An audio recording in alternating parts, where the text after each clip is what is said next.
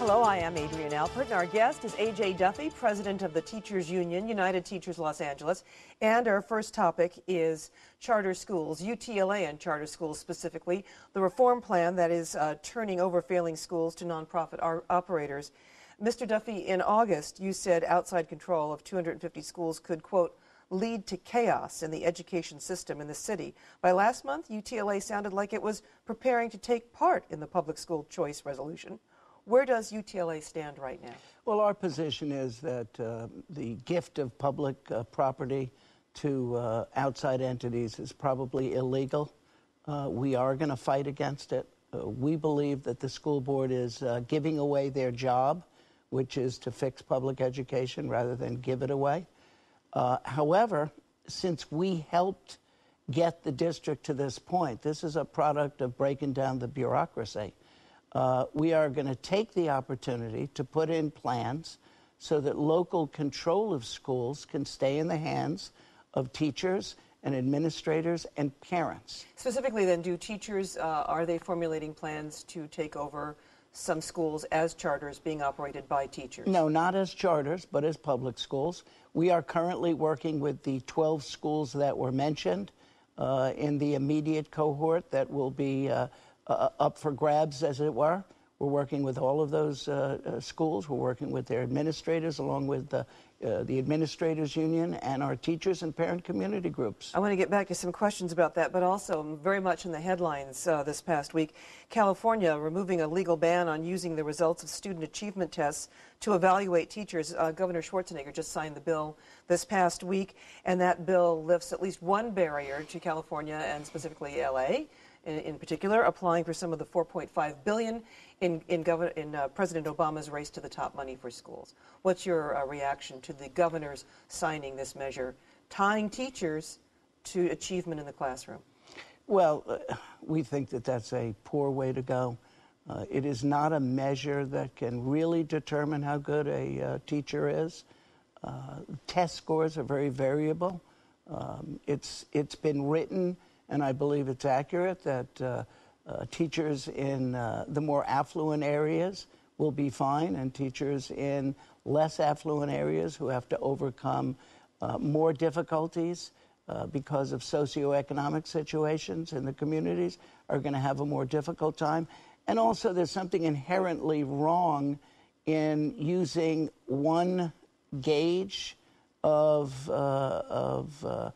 quality to determine what is a quality education. See, that's the discussion that needs to be had. But isn't the proof in the what test scores? What is the gauge? Well, no. Aren't test scores the gauge then? If a student doesn't test well, didn't something go wrong in the classroom that they couldn't? There are many, many students that simply do not test well. I can tell you from my own experience that when I was in college, if I had to depend upon me graduating with test scores only, I never would have graduated. I always opted out for writing papers. Not every student is a good test taker. And we have the largest population of homeless and foster care kids who are broken. And if we don't fix them first, they're not gonna test well. Well, do the teachers, let me get this very specifically, in reaction to the governor signing this measure this past week, do teachers plan to do anything about it one way or the other? Well, we have to look at it. I mean, according to Simidian, whose bill it was, the previous bill did not have those barriers in there, and we could have been judged upon student test scores. That is not an accurate gauge of whether a teacher is... The president thinks it is. Well, the president is wrong, and so is Arne Duncan. They're both wrong. That is not the way to go. What we need to do is concentrate on creating a curriculum that isn't a top-down, one-size-fits-all, cookie-cutter curriculum that robs kids of critical thinking, like open court in elementary schools. We need to have meaningful professional development. I would like to see schools have the right to select their teachers. Teachers and other stakeholders on an interview panel are going to choose the best that they can have. Doesn't that sound like charter way. schools, though? Isn't that kind of some of the thinking behind charter schools, where families wait in line to hope to get into the lottery, to get into some of these schools where there is more choice? Well, let's be clear. Charter schools, according to all the studies that are going on now, are not doing any better than public schools. Charter schools were created as Some are not laboratories. doing any Some better. are, but overall, they are doing just about as good as public schools. There are some charters that do great. There are some public schools that do great. And there is a balance in those numbers. But I don't really want to go there. I just wanted to frame the discussion. Charter schools were created to give parents choice and as laboratories for best practices. That's 20 years ago. Those best practices have to be translated into the public schools. We've done that, for instance, with Woodland Hills Academy, which we call Expanded School-Based Management Model School. They have charter-like freedoms, but they're still in the district. We have one that we're working on in Carnegie Middle School in our Harbor area. Taft High School is asking for the same kind of thing. Those models are going to multiply. And what's different about those models from what was going on at the school prior to that? Teachers have more control over their budgets. They have more control over curriculum, professional development, their school day, how they construct a curriculum to achieve the goal, which is to get students to learn the standards, to get students to have an enriched environment in their school. We've given the teachers, the administrators, the parents, the ability in the SBAM schools to create the environment that's best for their kids. The environment at schools, it seems, the teachers seem to get some of the brunt of the criticism because of the first line of defense.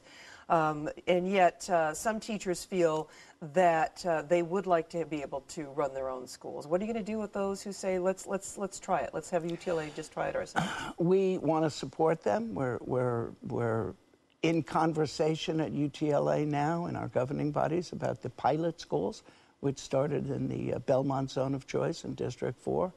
They have a different contract than ours, but that contract also has many, many protections. One of the key elements is that they sign what's called an election to work agreement, which gives them the right to determine what their working conditions are. That's local control of schools. So we are discussing that locally, and I believe in the pilot schools. I believe in the SBAM model. I believe in breaking down this bureaucracy. There is a time frame in all this. Yes. There's an application period this month, closing, next month? By January, Superintendent Cortines plans to start picking who has applied with valid applications that they determine could operate schools. Will UTLA be a part of any of that? Yes, we will put in requests for proposals. We will put our proposals in. Some of them will be based upon SBAM, Expanded School-Based Management Model, like Woodland Hills Academy. Some, I assume, might be pilot models. We have in our contract now school-based management, which is asking for waivers to certain rules within the work agreement and within the district. We assume that some schools will do that. Now, it would seem to me the big difference between the charters and what you're discussing for UTLA is the fact that in charters, teachers don't have to be unionized. They generally are not, yes. And your schools, the teachers would still be part of UTLA? Yes, yes. And your opinion on charters that have teachers who are not part of UTLA? We are allies of charter school teachers. Where we have a problem is charter school operators who, in essence, become the school district and create one-size-fits-all, cookie-cutter curriculum. But isn't that the the antithesis? teachers do their curriculum rather than having the teachers create a curriculum. But isn't that the antithesis of what charters came in saying, that they would tailor each school to what the needs were or listen to the teachers and the parents? Well, some charters do. Too many of them don't. It's our way or the highway.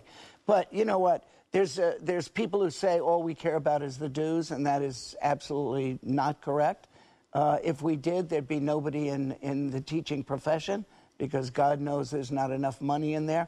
Teachers go into teaching because they have a calling and a special interest. But we're right now in the process of unionizing charter schools. For every charter that opens up, we're going to be knocking on the door, talking to teachers, saying, you need a contract. And that doesn't mean we're going to come in and impose our 300-page contract. We recently got representation for Accelerated School, world-famous Accelerated School. Those teachers are now UTLA teachers. We went in and said, what do you want? You already have a contract. What do you want to do with it? We follow their lead. They didn't want our 300-page contract. we didn't want to put it on them. We said, where can we help this contract be better for you? But do they have to rejoin UTLA to... They are now part of UTLA. They are. Yes. In a different setup or a different dues structure? They are. No, same but just different contract. Different contract, yes. All right. This past week, former Mayor Richard Riordan, who was the former Secretary of Education for California, wrote an opinion piece in the LA Times applauding competitive takeovers of failing schools and said, quote, "Charter schools are teachers' allies, not their enemies." In the past, you've certainly depicted charter schools as not being favorable to teachers. Well, again, I would make the distinction between charter school teachers and charter school operators. The most curious thing for me is what Mayor Riordan and others, Secretary Duncan, President Obama, are pushing is the business model. They want that competition. They want the business model overlay on public education. They believe that that's going to be good for education. Well, the business model has not done very well for America. I mean, let's look at what's going on. Let's look at all the companies that are going under. Let's look at Ford and GM. Let's look at Bear Stearns. When you talk about the business model, you're talking about the merit pay that teachers might get in relation to how their classrooms are doing. Well, that's part of it. I mean, merit pay.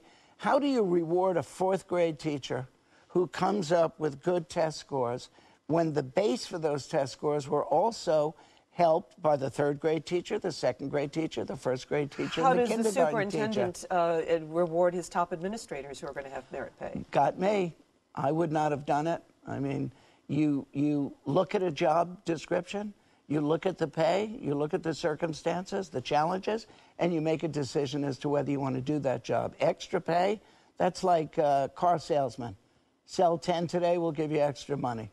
Let me ask you your opinion as we are growing shorter on time. What's your opinion of the pilot plan for 10 schools in the Pico Union area? The union has agreed to a process where ineffective teachers can be removed. Principals get a yearly confidence vote from the teachers, and you've said it could free schools from top-down control. We helped negotiate that contract several years ago. It's a misnomer to say that they can get rid of bad teachers.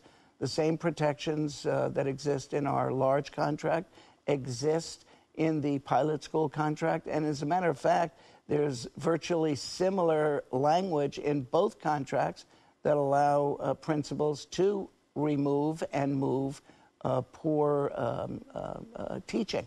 So there's a lot of misunderstanding about that. There are a lot of people who like the pilot school model because it puts them in the center of decision making. And yes, it's scary for some people, because that big contract gives them protections. But there's a lot of people who are looking at the Belmont contract, the pilot school model, and saying, this is the kind of thing I want, because I now become a decision maker about how the money is spent, about what kind of curriculum, and how to create quality professional development. What I sense from our conversation here is that there is a shift in the teachers' union position on some of these issues. Well, there is. It has always been characterized, not always, but certainly in the recent past, and as this charter movement and some of the other movements took place, that the teachers' union existed to protect bad teachers. The teachers' union, in that respect, does not protect bad teachers. It protects teachers' rights.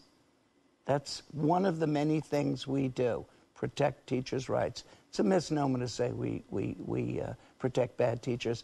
And you know what? Teaching is like any profession. It's the bell-shaped curve. On one end, you have the super great.